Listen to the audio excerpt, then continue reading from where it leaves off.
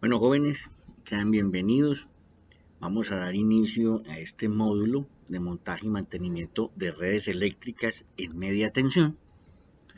El día de hoy en este video vamos a hablar sobre lo que son planos y diagramas en estas redes de media tensión.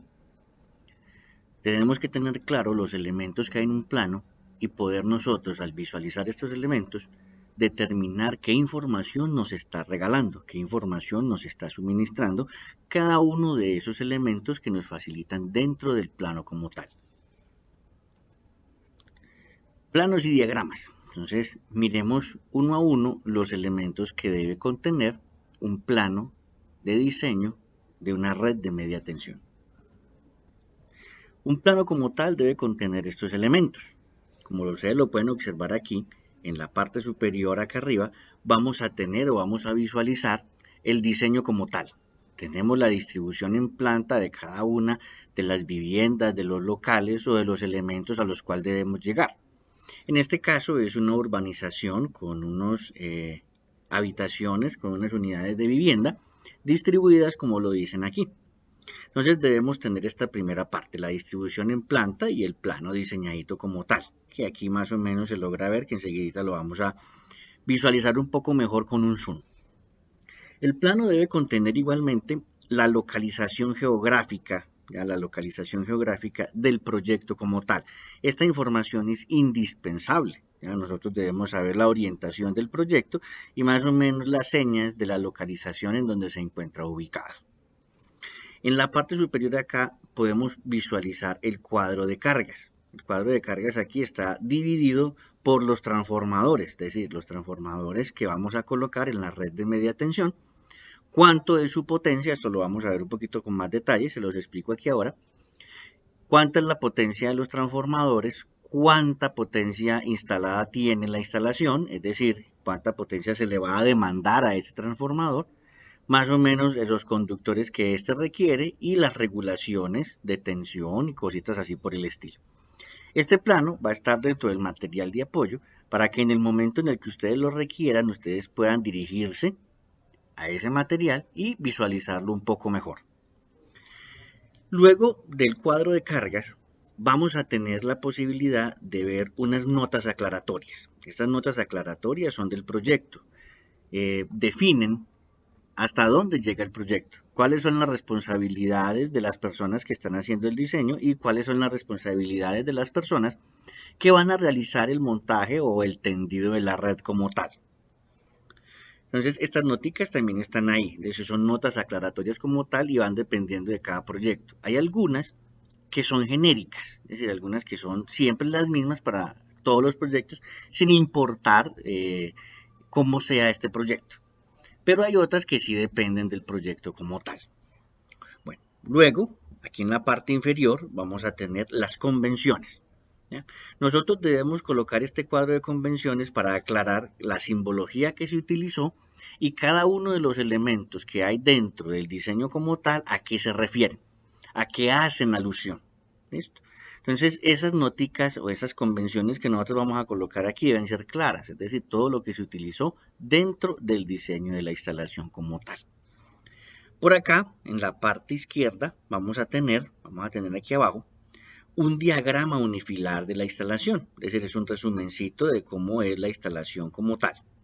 Y aquí en el centro tenemos más o menos un bosquejo de cómo va a quedar el tablero de control de circuitos y de medida de la instalación como tal, y también nos muestra cómo es la salida en las cajas subterráneas que vamos a tener dentro de la instalación. Bueno, vamos a profundizar un poco de esto y vamos a proseguir. Como les dije ahorita, entonces es indispensable que en el proyecto quede la localización geográfica del proyecto como tal. Es decir, en el plano debe estar especificado de una manera exacta dónde está ubicado el proyecto. Cualquiera que coja o tenga este plano en sus manos pueda tener una idea bastante exacta de dónde está localizado el proyecto y cómo se puede llegar a él. Bueno, estas indicaciones pues deben contener dónde está ubicado el norte geográfico y más o menos las señas para poder tener una llegada precisa al terreno, a la instalación, a la urbanización, a la empresa o el proyecto en el cual estemos trabajando. Es indispensable que se tengan todas estas indicaciones porque en el momento en el que nos requiera la empresa prestadora del servicio una auditoría, pues ellos deben tener la información de cómo llegar al terreno, de cómo llegar a la instalación como tal. Es completamente indispensable. Bueno, proseguimos. Convenciones. Entonces aquí en las convenciones, como lo habíamos dicho hace un momento, deben quedar toda la simbología que se utilizó dentro de nuestro diseño. Por ejemplo, tenemos 3 columnas aquí como se puede observar, una columna de existente, proyectado y la descripción de ese símbolo. Es indispensable que esto sea bien explícito.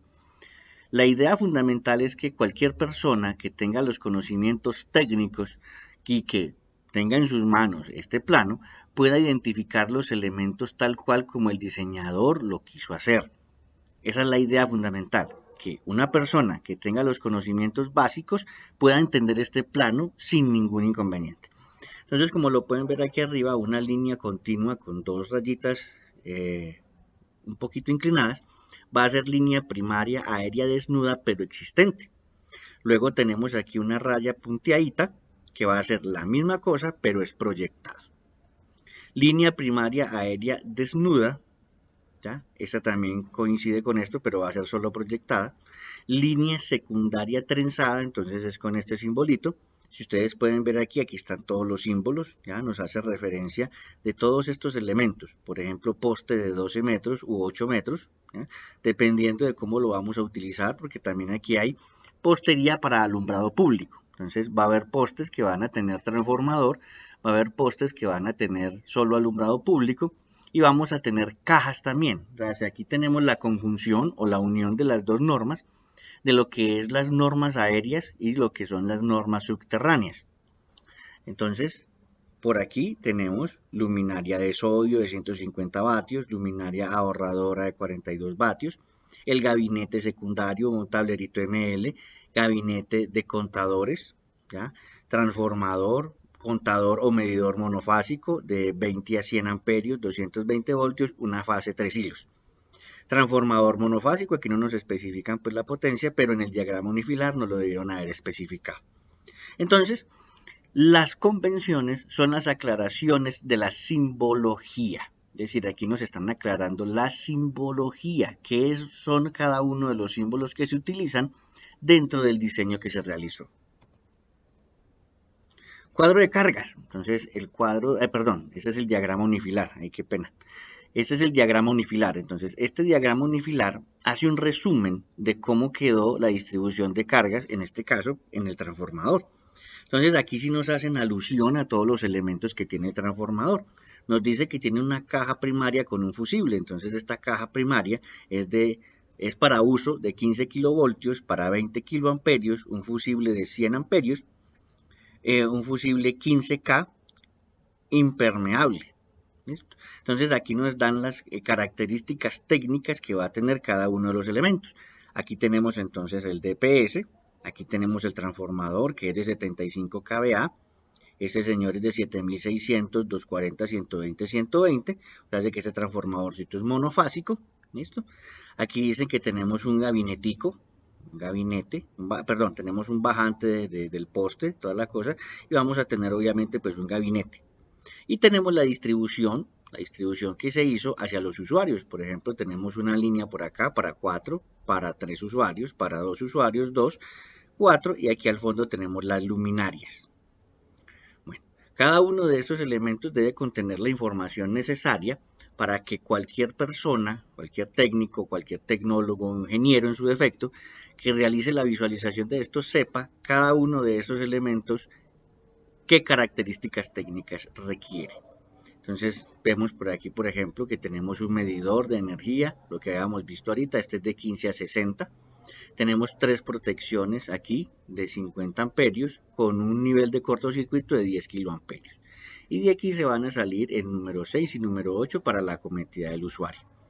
Aquí están todas las especificaciones técnicas, entonces, como dijimos ahorita, esto es un resumen de cómo está la distribución ya interna para los usuarios desde el transformadorcito. Ahí tenemos entonces este diagrama unifilar.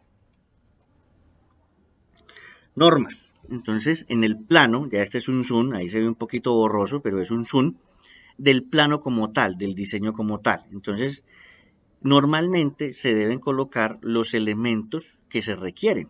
Es decir, nosotros, por ejemplo, aquí en Antioquia, trabajamos con las normas de empresas públicas de Medellín. Ellos estandarizaron ya la postería, la vestida de los postes, las disposiciones finales que se requieren para cada uno de los trabajos que se pueden realizar, si es un poste de suspensión, si es un poste terminal, si es un poste en ángulo. Depende de cuál va a ser el trabajo que va a realizar el poste, debe tener una disposición de los herrajes, una vestida de los herrajes. Entonces tenemos lo que son las normas aéreas y lo que son las normas subterráneas. Entonces en este caso nos están haciendo alusión que, por ejemplo, este poste va a tener lo que es la norma RA3002, RA4003, RA6002, que va a tener o que va a hacer función también de una caja de canalización que la cubre la RS3002. Igualmente hace alusión a la RA8012, RA8020. Entonces, la persona que vaya a hacer el izado de este poste y la vestida de este poste y todo ese trabajo, entonces tiene que ir a mirar estas normas para determinar cuáles son los materiales y cuál es el trabajo que se va a desarrollar en ese punto como tal. ¿Ya? Entonces tenemos que tener claras estas normas. Cada empresa prestadora de servicio tiene sus propias normas. Yo hago alusión a estas normas dado que trabajamos aquí en Antioquia. Si vamos a hacer ese tipo de trabajos, los vamos a hacer, por ejemplo, para una empresa prestadora de servicio en Cundinamarca, en otras zonas del país, tenemos que referenciarnos a las normas que ellos tienen. Pero normalmente, estas normas son muy similares, pues las vestidas de los postes no van a cambiar. O las cajas en las cuales vamos a trabajar tampoco van a cambiar mucho. Son normas que se estandarizan entre las empresas porque estas normas o estas características técnicas que ellas ajustan son necesarias o son requeridas para que duren en el tiempo y cumplan el trabajo que deben realizar. Bueno, prosigamos por acá. Igualmente, vean aquí tenemos otro ejemplo, aquí tenemos igualmente un poste y tenemos unas cajas de distribución subterránea. Entonces este señor dice que hace referencia al poste a la RA4001, a la RA8012, a la RA8020, que son las normas de distribución de redes aéreas, y las cajas de distribución en este caso hacen alusión a la RS3002. Entonces hay que estar pendientes de en el punto que vamos a trabajar, en el poste que vamos a izar o en el poste que vamos a vestir, qué función va a cumplir ese poste y qué norma lo cubre. Bueno, esa fue la parte de lo que es planos y diagramas en redes eléctricas. Espero que les guste, espero que haya sido de su agrado. Igualmente, como les dije, el plano está a su disposición en el material de apoyo. Esta presentación está también dispuesta para ustedes, para que la vean cuando ustedes lo requieran. Mil gracias.